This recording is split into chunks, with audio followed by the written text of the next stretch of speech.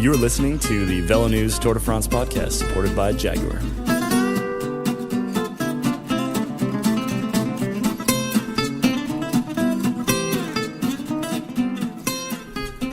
Hello, my name's Richard Moore. This is the third VeloNews podcast of the Tour de France, and I'm surrounded by a motley crew today. There's a big group of people. Caley, Fretz. Caley. How you doing? Where are we, Caley? We're on Alpe d'Huez. Set the scene a bit better than that, can you? We're in a parking lot outside the press room. Big mountains everywhere. On top of the mountain. On top of the mountain. Slight smell of clutch. There's quite a smell of clutch right now. Yeah. Beautiful. It's a beautiful picture you're painting there. We're on top of the mountain and we're a couple of hours away from the race arriving. My job to paint the picture today. You didn't warn me. I didn't go look around at what I was supposed to be painting. I wanted it to be spontaneous, and that was lovely. So Caley, Fretz here. John Bradley, first time on the VeloNews podcast, but you're the new editor-in-chief. That's true, I am. I took over a week before the tour started, which is a fantastic time to sort of ease into the new job. Quiet times in the office. And Andy Hood. Good evening, good afternoon, good morning. We don't know where we are, actually. We only know the tour is almost over. That's all we know. The tour is a tour, and it's almost over. And Lionel Birnie. Hello, Richard. Hello. Okay, so, God, there's a big group. This is the biggest podcast we ever had in terms of numbers. I'm going to be quite busy just stretching my arm out with the microphone. Okay, listen, we left at the last one, we left off talking about TJ Van Garderen, I think, and we'd spoken about him a lot in the first one as well, because he looked like he was riding towards the podium, but he isn't now. He's back home, I guess. Yeah. Any clearer on what happened? Because the second rest day, things were still looking very good for TJ, and I think it caught everybody by surprise, the fact that he was dropped and in so much bother the next day, and then he climbed off. What happened? I think it caught him by surprise. I don't think we've really had a good answer, actually. He said he had the sniffles, which is an unfortunate term to have used, and then and then had a bit of a fever over the rest day, and then came out of the rest day with no legs. So, with no legs? No legs at all. No legs, yeah. This is unbelievable. Quite a case of sniffles. Serious case of the sniffles, yeah. No, we don't really know. He was ill and had a jour sans and just fell off the back of the field and never came back. So he's ridden such a perfect race, and he's never been in that position before, perhaps. I mean, last year he was sort of he was coming from behind, whereas this year he put himself in pole position right at the start. Does it raise any questions about his, I don't know, psychological fortitude? I think it does. I mean, clearly we've all been sick, and you know how miserable it is to ride a bike when you're feeling ill, so that's totally understandable. But yeah, to go out so quickly and unceremoniously, raises questions about it. He didn't get to really explode and shine. It was more a race of attrition for him. He wasn't really attacking. People were falling off the back, but he was in a good position, so it certainly raises questions for next year. And being in that good position did put quite a lot of pressure on, I guess, because he put it on himself to some extent, talking about, feeling a little bit perturbed at not being mentioned as one of the big four. Talked about, he did it with great humour, but nevertheless you felt that he felt his rightful place was among those guys, but when he found himself among those guys, he didn't last all that long. Andy, have you got any more? I'm being attacked by a bee. Yeah, it really was quite the implosion. I think it caught everyone by surprise. I think the team was very surprised that it happened. No one really knew. Normally if a rider is not feeling so great, he would perhaps tell his teammates. They could kind of fake an attack or at least protect him, make sure that he's pacing at a protective speed. He just said he wanted to disappear. He collapsed into the arms of Chiandri. He was very confident. He was still, even on the rest day, saying he thought he could finish on the podium. So huge loss for him and big disappointment. We saw him the next day, didn't we, Lionel? We were driving, taking a little sneaky shortcut to the finish up a very twisting mountain pass, and came head-to-head with the BMC team car being driven by Jim Okowitz with TJ Van Garderen in the passenger seat.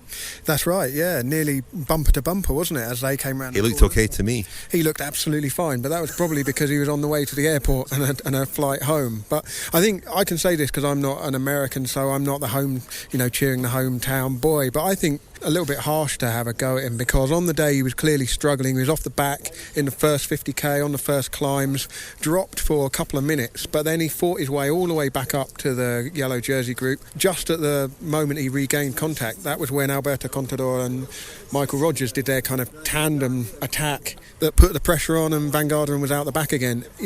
it's such a strange thing, the Tour de France. If he'd maybe got through the next half an hour, he might have rallied a little bit, but I think that just completely demoralised him. And if he was feeling bad, that sort of tipped him over the edge. But you just never know in the Tour. He might have got through the worst of it, survived the day, perhaps had a bit of a Geraint Thomas day maybe and lost 20 minutes, but still be in the race and still be here to sort of fight for something in the final days. But I don't think it's a disastrous Tour. I mean, riding 10 excellent days in the Tour de France is good preparation for riding 20 excellent days in future.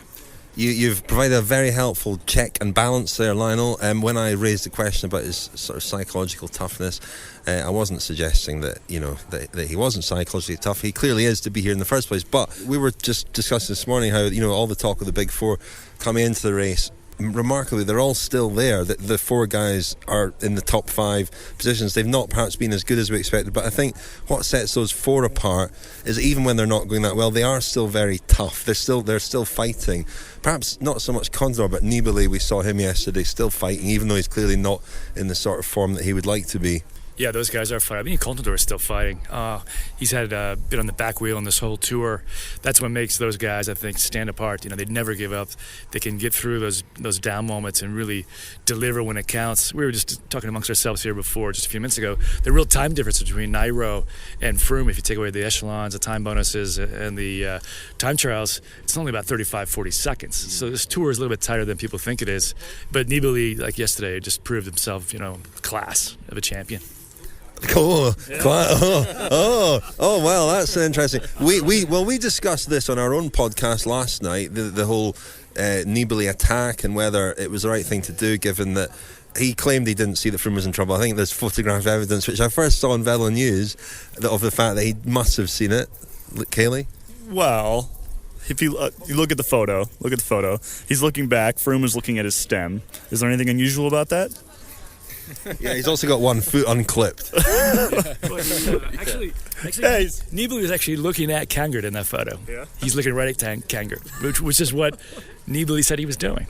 It's like the Kennedy film here. We can dissect it. It's Zapruder photo, huh? Film, yeah. Nibali was looking back into the left. I think at that moment, back into the left. I think at that moment, the race is on. Nibali, he was ramping up his attack. He's 8 minutes back.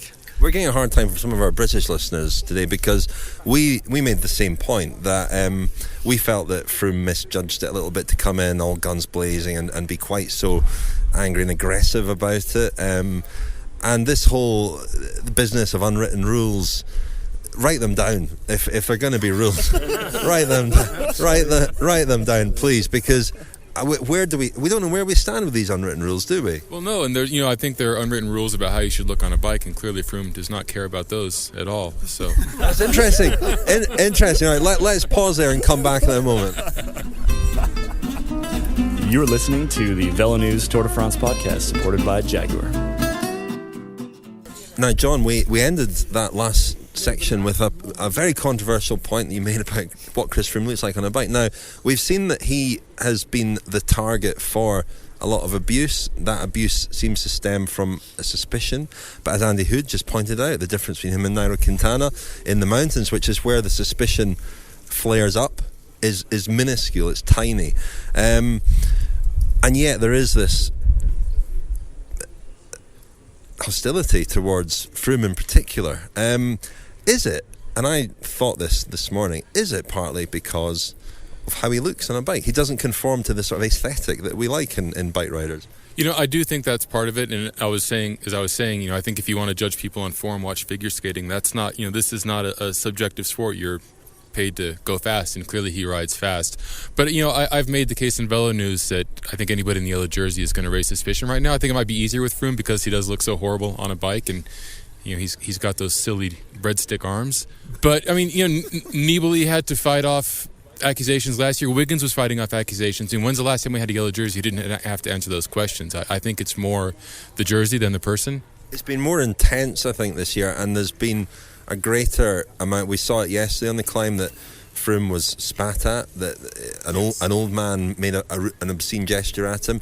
There does seem to be, and we're standing on top of Alpe d'Huez at the moment, and there's huge crowds, and there is a sort of slight feeling of anxiety that it wouldn't take much for one of these fans to get involved in the racing and actually have some kind of impact on the racing, which nobody wants to see. Yeah, I mean, we had an old man make an obscene gesture at us driving up today. So Fair enough. Fair enough. Say about my driving. Yeah, I think it was hoodie and honking the horn and, a little, that kind of thing. Hoodie's a veteran reporter. He's not an old man. No, it would be all too easy, and we've discussed this both from a safety measure and from a safety angle and a sporting angle. It would be all too easy for someone to come up and whack someone over the head with a stick, or worse. We're Americans. We think far worse than that. Obviously, we've had some pretty bad experiences in the U.S.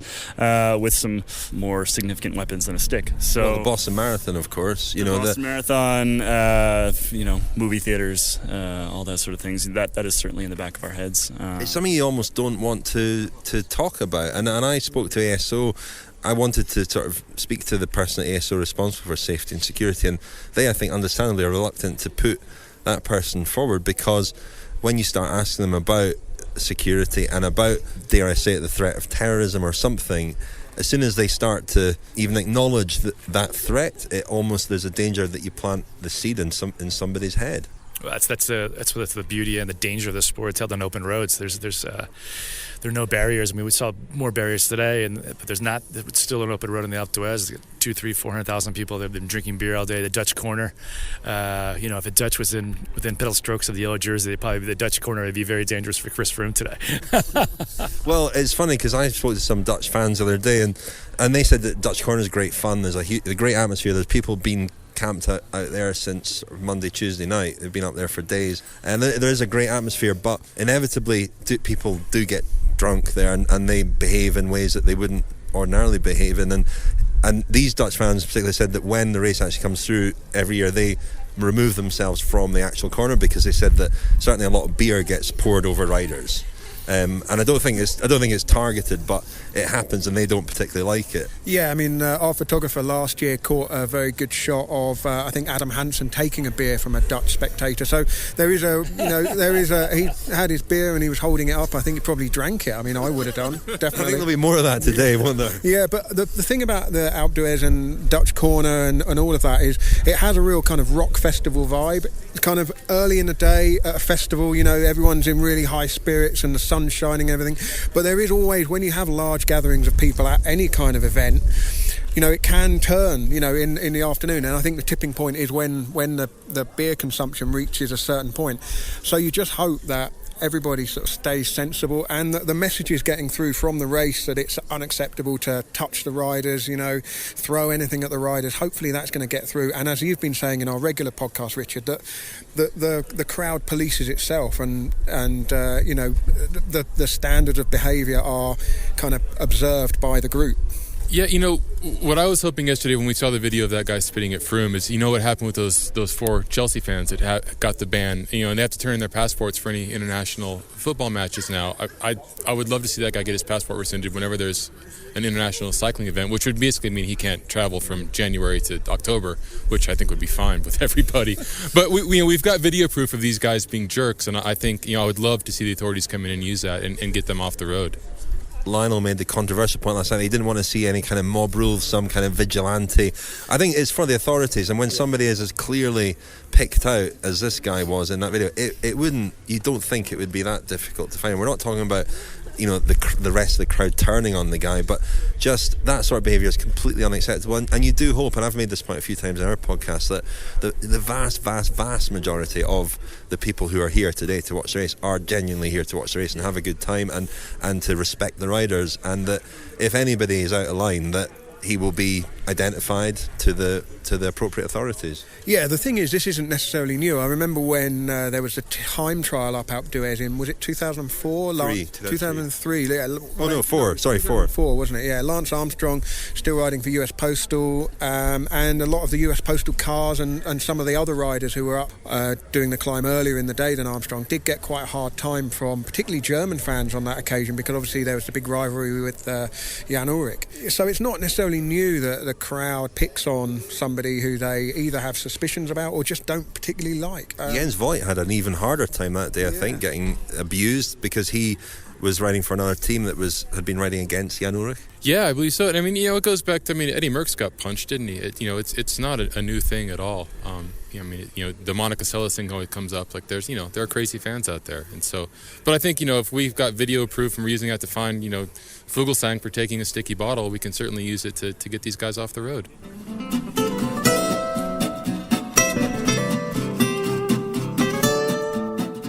Okay, as we said in the first podcast, we sort of spoke in the first VeloNews podcast about the American contingent here, now down to 2, Tyler Farrar and Andrew Talansky.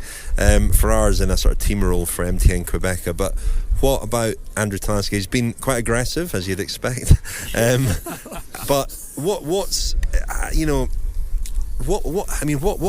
expected of Talansky? He won the Criterium du Dauphiné last year, which is usually a race that hints at stage race potential. What should we be expecting from him, and has he delivered here? Well, I was talking to Charlie Bagalius about that yesterday at the start. What is the future of Talansky? How far can he go in the Tour? And he says the team is still sticking to the idea of kind of throwing darts at a dartboard.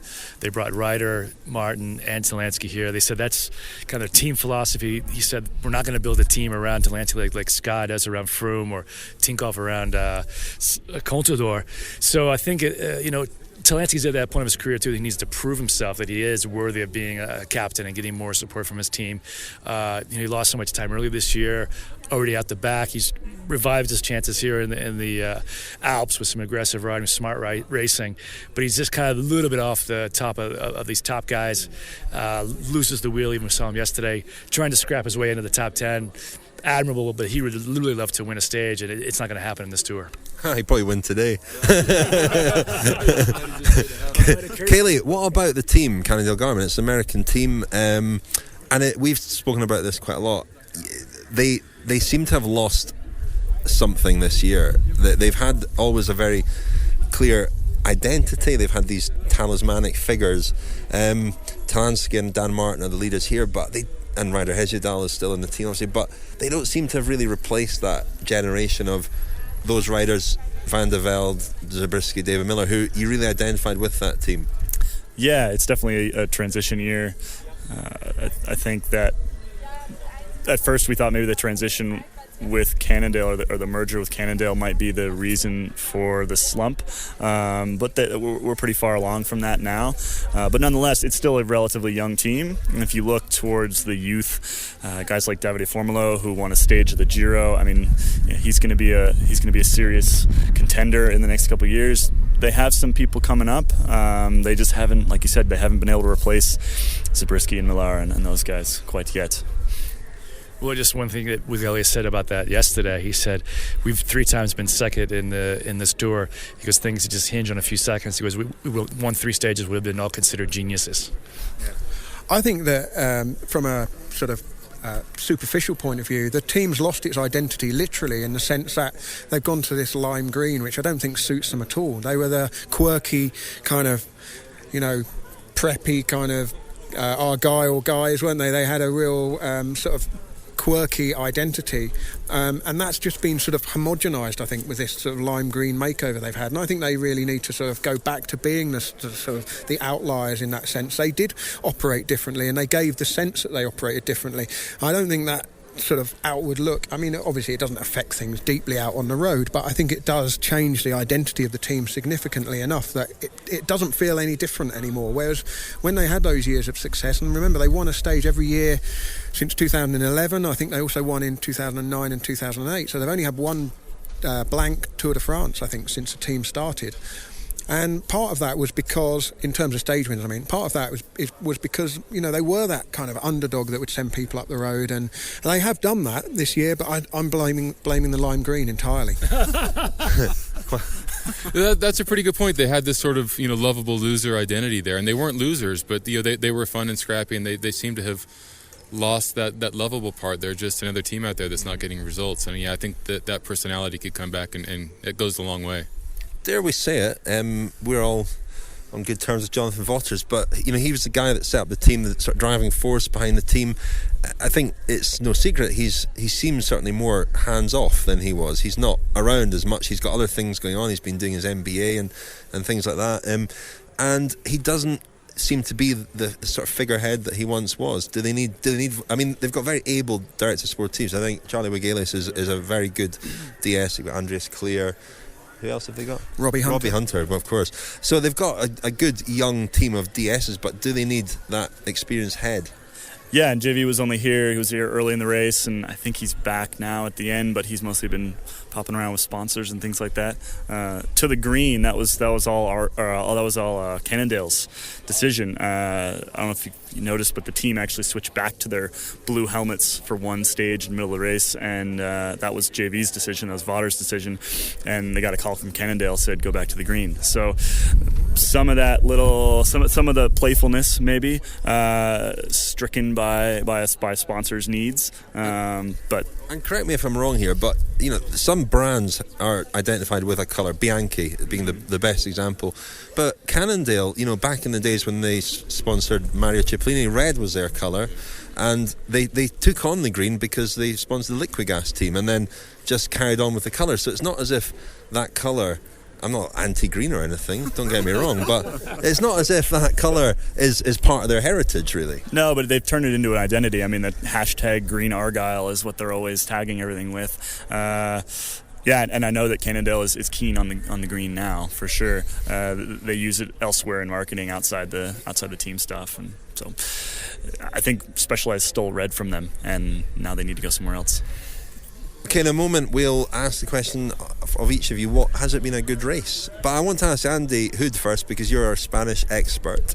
Alberto Contador, he's clearly not been in form, but even when he's not been in form in the past, I think in 2011 in particular when he came from the Giro, he's still put up a really good fight. Now you say he's put up a good fight in this year's Tour, and he's defended his position, but he's not been the aggressive Contador that we've seen. Even when he's not had the legs in the past, he's still been fighting and attacking. We've not really seen that. Yeah, I think that the Giro cost him a little bit more than expected. And that crash he had the other day as well, they said, took kind of the wind out of his sails, because I think he was still racing for the podium. He was still talking the talk that he thought he could still win the Tour. But I think realistically they were thinking, win the Giro, get on the podium, that's a pretty good attempt at the double. And his crash coming down... help me out here, guys. Down the mountain the other day. Was that they called him once? Was it? No, I think it was after that. It was in the Alps the other day when Pralup coming down the Olos. Yeah. When he crashed there, really banged him up pretty bad. And since then, he's obviously not. But he has not been on the top of his game this whole Tour. And I think, we can all safely say we don't think Contador is going to win another Tour de France. The Vuelta, the Giro might be possibilities, but I think next year he'll come back just for the Tour. Maybe race one last Vuelta. He's not going to the Vuelta this year, but I think the Contador era, I think, is closed with this Tour. Wow! Oh, no more. Who would have thought that in 2009 Contador wouldn't win another Tour? I mean, he did in 2010, but he lost that. But nobody would have said in 2009 that's the last Tour that guy will win. We thought he was going to win multiple ones, didn't we? We didn't know the name Chris Froome back then, did we? That's how fickle cycling is. I mean, and we say the same thing about Froome now. You look at Froome and you say, who can beat Froome? Nobody can beat Froome. And then a year and a half from now, somebody else shows up and somebody beats Froome. So that's just how the sport is, I think. Okay, well, we are assuming that Froome's going to win. We're still, we're tempting fate here because Alpe d'Huez stage hasn't even finished yet. And we will come back again after that. But at this point, has it been a good Tour, Caley? I think it's been an excellent Tour. I think the GC narrative sort of played out as expected, which made it that part of the Tour slightly less interesting. But individual stages have had great stories every single time. We've had crosswinds and crashes and everything. That first week was absolutely insane. The time up in the Netherlands was excellent. The fan support up there was amazing. And there's been a bunch of really great stories that came out of individual stages. It's just that GC picture played out exactly as we expected it to, and that's just never as much fun as something crazy happening. John, you've not been here the whole time, so you've had the perspective of watching a bit of it from home, I guess, and then coming in, and how have the two experiences been? Yeah, I mean, I think even boring tours are still pretty exciting, but this one's been fun. We forget that Greipel was shining early on in the Tour. Sagan has been Sagan, which has been brilliant to watch. He's like whack-a-mole. He just keeps popping up in every breakaway, and you can't get rid of him. And watching, actually watching Greipel make the battle for green a little bit more exciting than we thought it would. It's been a lot of fun. So, it's still been just fantastic. Andy. Yeah, I think we could all agree it's been probably one of the hardest tours ever that any of us have seen, and as around the sport, it's just been brutal from stage one. Everyone says, even there was Gregory Rost released that power video yesterday, power file, just huge watts just to get through that short mountain stage. I mean, these guys are on the rivet every day. There's not an easy day in this tour. It's been hard. Every day has been brutal for these guys, and you can see it. You can see the head wobbles. Even Froome is showing signs of fatigue and cracking, and for these guys to get up this mountain, there's going to be a lot of very happy legs. I was at La Toussuire last night at the summit, and I've rarely seen riders as exhausted, really spent, and with another mountain stage still to come. When you go to a classic, a Paris-Roubaix or a Tour of Flanders, you see riders in states of extreme distress at the end, and you don't generally see that in stage races, because guys are always thinking of the next day. But I thought yesterday that they were really, and you could see it in the race itself. I think that when Valverde attacked, there was no fluidity there at all. He looked exhausted. Yeah, it's been like it's almost like a Giro route, but raced at Tour de France speeds and with the Tour de France pressures, and I think that's a pretty brutal combination. Yeah. Lionel? Well, yeah, I think when we look back, you can definitely say the course has been too hard, really, to encourage the explosive style of racing that we all kind of crave in the mountains. The first 9 days I thought were really, really exciting. As Caley says, a different story every day, and there was this sense that we were building towards something really amazing when the mountains came round. But realistically, that really amazing story wasn't going to play out simply because Froome is just that little bit better than everybody else. Quintana's raced, I think, a bit too conservatively. It's disappointing, but completely understandable when you think of the riches on offer finishing second. Why risk a really solid second place again and continue that progression that he's having? He could have gone out all guns blazing and slipped down to 5th or 6th overall, say. So that overall battle hasn't happened, and I think it's a lesson, certainly to me. I was really, really keenly looking forward to this four-way fight, thinking that we were going to have 4 equal guys all going against each other. And then really, when you look at it, that would have been unprecedented in the history of the Tour de France. That never happens, and there's a reason why that never happens, because judging form, getting to the Tour de France and getting through those first 9-10 days is incredibly difficult to do. And it's small percentages, isn't it? It's fractions of percentages. Just before we wrap up here, I was speaking to some British journalists who are on the race, a couple of them for the first time, and they were talking about how stimulating, I think that's the right word, it has been to work on the tour as a journalist compared to other sporting events. Us as British journalists have been particularly sort of conscious of the narrative around the doping suspicion as related to Froome and Team Sky, and just getting to grips with that, reporting it accurately, responsibly, fairly, but also with that necessary scepticism thrown in to both sides. The Team Sky and the people on the sidelines kind of crying foul, if you like. I don't know. I mean, John, you've been around the block as a journalist. You've worked in different for Outside Magazine and other places. What are your impressions of that side of things covering the tour? Because Outside covered cycling very well and covered the Armstrong years very well on that subject. But what's been your impression of how we do that as journalists? It's been tricky, and I think both journalists and fans this year are starting to learn how to hold those two ideas simultaneously. And I think for a while we just held racing in our minds, and then for a while we just held doping, and now we're realizing that being suspicious and being a fan don't have to be mutually exclusive. You can do both at the same time, and I think this year at the tour has seemed a little bit lighter. The energy in the press room. We know the sport's not clean. We know no sport is clean. It's better than it has been, and the efforts to clean it up have been maybe imperfect, but sincere. They're doing what they can. They can always do more, I think. But we know that there are guys here that are clean and that are trying to race, and it's a beautiful race. Really well organized. I think every year the organizers do a better job of moving people from city to city and setting up the press rooms and making things fun for the fans. So I think you're seeing that just sort of almost innocent enjoyment coming back, while being aware that there's probably cheating going on and we need to find those guys when we can, but when we're not finding them, it's still okay to enjoy the tour, and I think people are coming back to that, which has been really refreshing to see. Anything to add, chaps? I mean, it occurred to me this morning as I it's overstimulating. It occurred to me this morning as I looked down my Twitter feed and saw what some people say, that it would be far easier to hold a very entrenched view and to be cynical. It'd be easier to be cynical.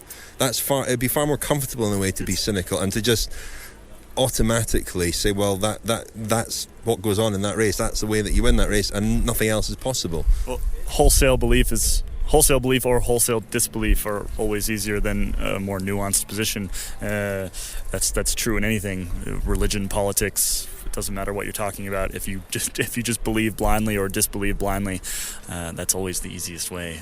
Well put, Caley. I think that's what I was maybe trying to say. Anyway. Well, yeah, I was going to say, I think people were cynical for a while, which is really sort of a surrender. And I think, now we're skeptical, which, that's an improvement, moving from cynicism to skepticism. But skepticism is a sort of an informed position of, you've got to be on the lookout, but you're not giving up. And I think that's what we've moved to. So I'm happy being a skeptic. Yeah, I think the most difficult years for me were 2009-10, Lance Armstrong's comeback, knowing, being part of a group of people who thought they knew or did know but couldn't prove that Lance Armstrong had doped through his first 7 Tour wins. Well, hang on, Lance Armstrong doped? Yeah, sorry to break it to you guys. No, this may hit VeloNews sales. I don't know if this news has reached America yet, but but I think 2009-10, that was when the cynicism was difficult to balance, because there were some good stories still to follow, and they kind of got lost. And I think that was one of the dangers in the middle of this tour, is that the cynicism was sort of sweeping over, and it just takes that little moment just to take a step sideways and just, as John says, basically look at things in a more sceptical way rather than just a sort of blanket cynicism, which we have had in recent years, haven't we?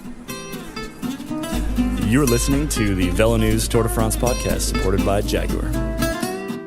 Caley, Fretz, we're back. We're back together. We've lost everybody else. We are ahead. We're clear. We're ahead. We're flying towards the finish line. We're in Paris. We're on the Place de la Concorde. It's about to come to a conclusion, the race, although it really is over already. The time has been taken on the first lap, I think. So Chris Froome is the winner. We can confirm that. We spoke yesterday before the stage of finish, and it was a thrilling old finale, wasn't it? Quintana taking off. I spoke to Dave Brailsford earlier. He admitted that there were some very, very nervous moments. So I actually saw Dave behind the TV compound, pacing back and forth, looking very, very nervous. Wouldn't look at the television, actually. I was standing in front of a TV and watching it in Dutch, and he would pace back and forth and then sort of call over and ask what the time gap was, and didn't want to even watch it. Well, he said that Chris Froome has been quite ill since the second rest day, which Froome admitted he'd been a bit chesty, but I think it's been a bit more serious than that, and he's kept it under wraps. But he, for obvious reasons, I think, decided not to apply for TUE, to use medication to treat that, knowing that if that ever came out, he would be in a lot of bother. There would be inevitably controversy around that. He did actually say in the press conference, he made it clear that he hadn't taken any medication for that or applied for TUE.